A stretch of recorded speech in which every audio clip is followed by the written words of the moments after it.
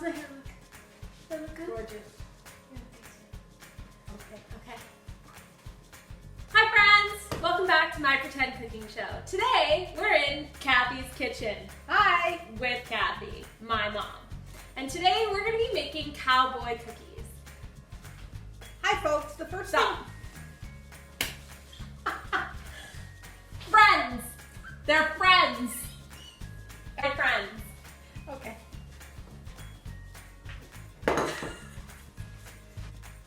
Hi friends, the first thing we're going to do is measure out 2 cups of brown sugar. So when you're finished filling up your 1 cup of brown sugar, you're going to lightly pack it down into the measuring cup and then dump it into the bowl. Now you're going to do that 1 more time. Where are you going with the bowl? Woman! Then you're going to take 1 cup of room temperature butter and you're going to add it into the brown sugar.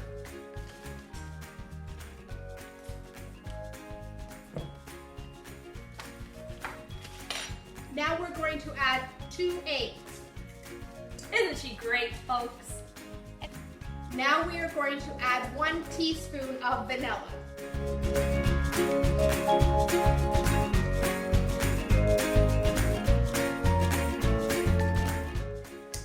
Now we're going to add this to our mixer and we are going to cream the ingredients together. Partway through the mixing, you're going to scrape the sides of the bowl and to the bottom to make sure that you get all of the ingredients together. And then you're going to turn it back on to continue mixing the ingredients for a few more minutes. All right, now while my mom is getting those ingredients together, we are gonna go ahead and we're gonna get the dry ingredients together. First, you need 2 cups of flour. Then you need 1 teaspoon baking soda, half teaspoon of salt, half a teaspoon baking powder, and 2 cups of oats. And then you're gonna go ahead and you're just gonna mix them all together in your bowl.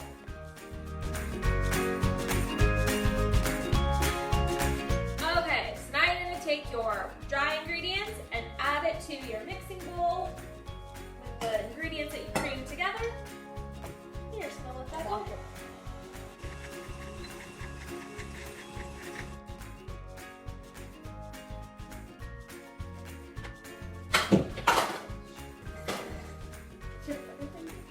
My hands.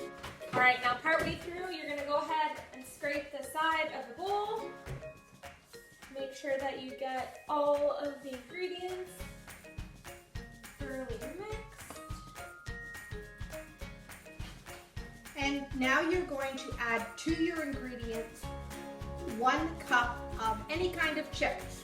You can use butterscotch chips, chocolate chips, white chocolate chips. You can mix them up. Candy M&Ms, Reese's peanut butter pieces, but we are going to use today Reese's Pieces. My favorite. So we're going to put in about half of this bag, and because I never really measure chocolate chips because you can never have too much. I think that's more than half the bag, but it'll do. And now you're going to mix it up with a wooden spoon because you don't want the mixer to break up your chipits. You're gonna have to pause it here while we try to mix this. No, I think this is fun. So I'm gonna do it? Yeah. Yeah. But the real muscles mix in the chips. The one who goes to the gym and works out. Gotta work off all the baking.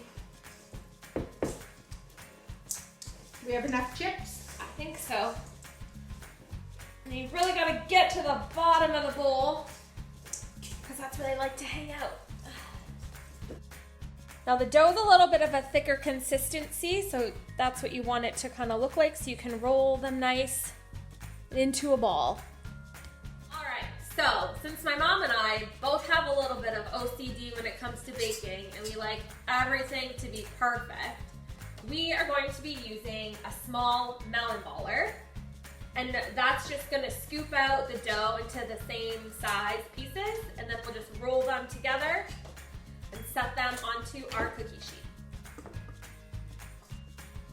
So this is what the melon baller looks like. It's got a little gadget in there that pushes the dough out. Okay, so once you have 12 cookies to a tray, all evenly spaced out. Now, we've actually never made these cookies before, so we don't know how big they get. So we're leaving a fair amount of size around all the cookies so that when they expand, they don't stick together and become one giant cookie.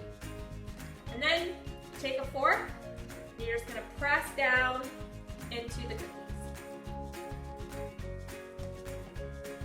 Isn't she doing a fine job?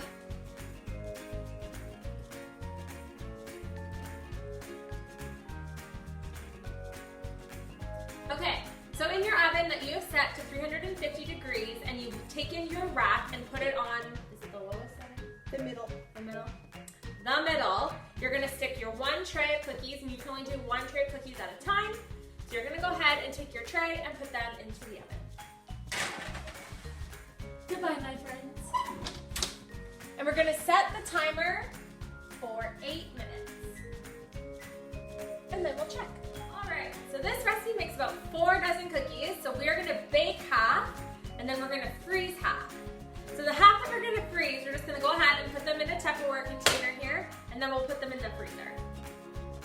And when you want to bake the cookies, you'll just simply take the amount that you want out of the freezer, let them thaw, and bake them at 350 degrees for 8 minutes as if they were freshly made that day. The recipe says to bake for 8 to 12 minutes. So first we did 8, but now we've added another 2 minutes because they're not quite done. Ah, yes. Look at these cookies. Okay, so once you have the cookies out of the oven, you're gonna let them cool for about 1 to 2 minutes on the tray before you move them onto your wire racks. Is that right, Mom? That's a yes. On your way. Go ahead.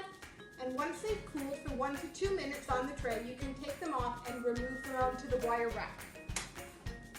Okay, now that the cookies have been out and they're on the cooling rack for a couple of minutes, they are ready to eat. So, since we used our melon baller, there are no rejects in this cookie pile because they're all the same. So, we get to choose whichever cookie we want to eat. All right? All right, Mom. Here we go. Cheers!